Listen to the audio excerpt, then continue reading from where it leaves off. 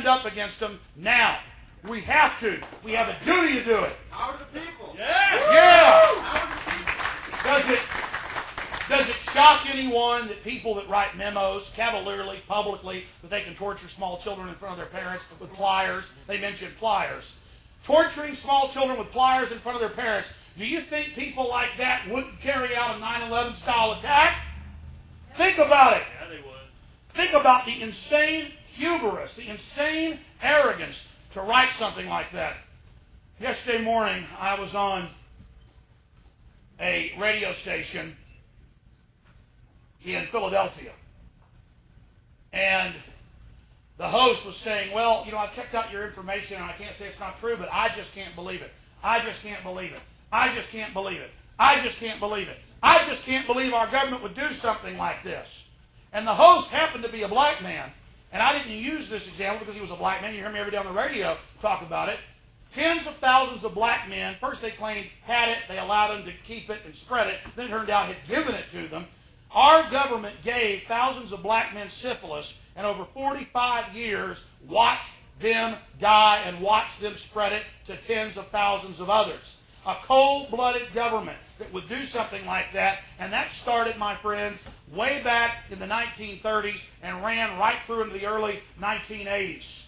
We have criminals and an oligarchy that's been in control of this government for a long time, manifesting itself now, coming to a scrofulous head in George W. Bush and the banker controllers and the oil companies that own him, that under Project Shad, in many cases, there's hundreds of different tests they did, would just put a young member of the military, somebody who volunteered to have the flu tested on them, put them in a chamber, hit them with sarin or VX nerve gas, kill them, and then dissect them and tell their parents they died of a cold. I mean, we got a government that'll take their own people that serve them and that'll stick them in a chamber and will nerve gas them. We need to stop being naive. We need to stop being stupid. We need to start realizing just how serious things are and just how late the hour is. About a week and a half ago, I got around to reading the Defense Authorization Act of 2007, and there's so much corruption we face that I never even got around to talking about on the radio until today because a caller reminded me of it. And in there, it sweeps away posse comitatus. It sweeps away the governors. It made Bush a dictator. It made Bush a Caesar. He took his troops across the Rubicon.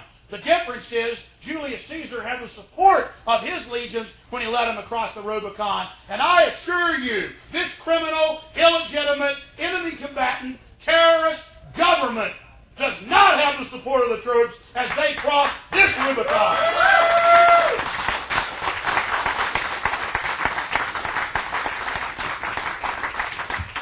So again, our enemy has attempted to be over the top, to hide everything they are in plain view, to arrogantly say, we'll do whatever we want like the mafia. And we got to stand right back up against that mafia and tell them we're letting it all hang out. We're going to shoot our mouths off about how you're a bunch of terrorists. We're going to pass documents out. We're going to get documentaries out. We're going to burn copies of those documentaries. We're going to start websites. We're going to warn everybody.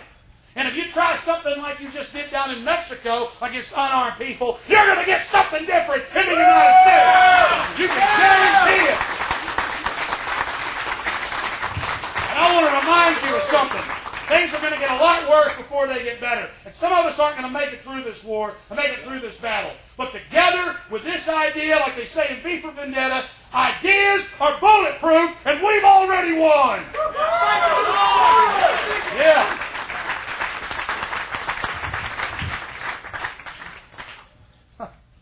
Feel tethered to this thing. We've already beat the New World Order. And we're going to go on beating the New World Order. All the polling data, all the numbers, all of it shows the establishment has gone too far. Did you hear about the New York Post endorsing Hillary Clinton? Rupert Murdoch's paper. You know, Rupert Murdoch's been behind the Clintons for years. The left, I remember telling the left that they were controlled a decade ago. They wouldn't listen. Now they know. Now they know that Bill Clinton vacations with the Bushes. Now they know that Bill Clinton got recruited back when he joined the CIA in the late 60s and was recruited by George Bush Sr., a clandestine overseas case officer. And then, of course, he became head of the CIA, in 73, in the waning days of what happened with Nixon. And now I go to events, and somebody in, say, a World Can't Wait or some, progressive liberal thing with a lot of nice people attending, will say, yeah, Hillary, and people will say, shut up! And see, that's the good news. Conservatives, by and large, now know that their party's totally bought and paid for. It is a fraud and a pack of liars. And liberals in this country now know about the New World Order. They now know about the central banking system. They now know about NAFTA and GATT. They now know about the real players. The facade has been blown away like fog by a big wind. The fog has just parted. The people are now beginning to wake up, and that's the best news I can tell you. They cannot co-opt our movements. They cannot stop us. The people are coming together, and we know the truth, and we're researching, and the enemy's got a lot of aces in the hole. They can carry out more terror attacks. They're going to collapse the economy. They can do a lot of things. But if we know that they're behind it, and we come together as people, and we say no to this tyranny, we can win. Most of the police are now waking up and on our side. Most of the military is now waking up and is on our side. And we're going to defend this republic from enemies, foreign and domestic. We're going to bring down this New World Order together.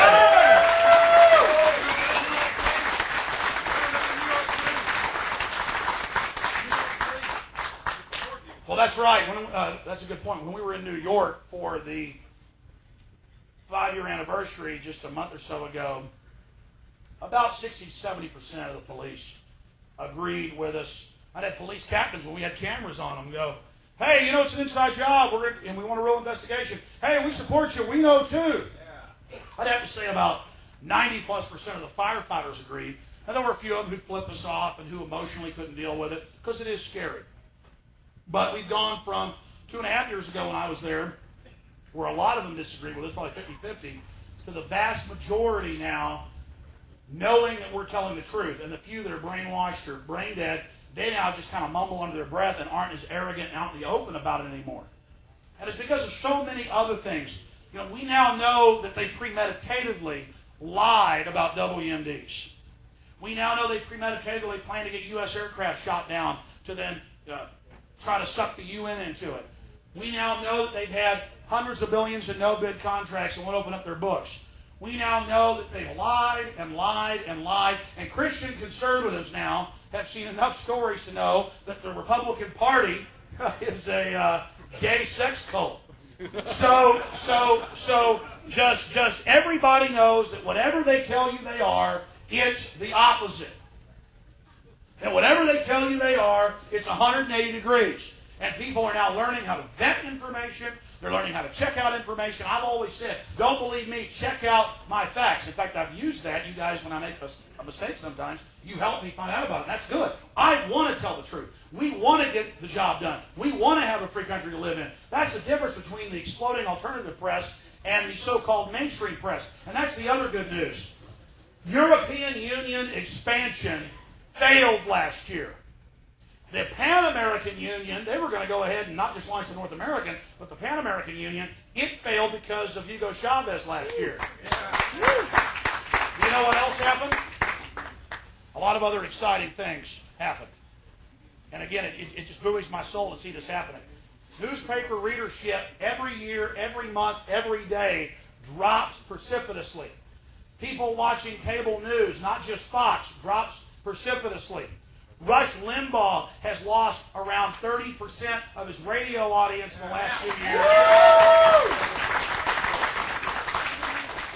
And about 60% of his internet viewership. You can go to Alexa.com and other web rating services and type in RushLimbaugh.com. You can type in PrisonPlanet.com, and we're now as big as that bastard. You see? PrisonPlanet.com is now as big as DallasMorningNews.com. And their trend's going like this, and our trend, just a little rinky-dink website's going like that. And all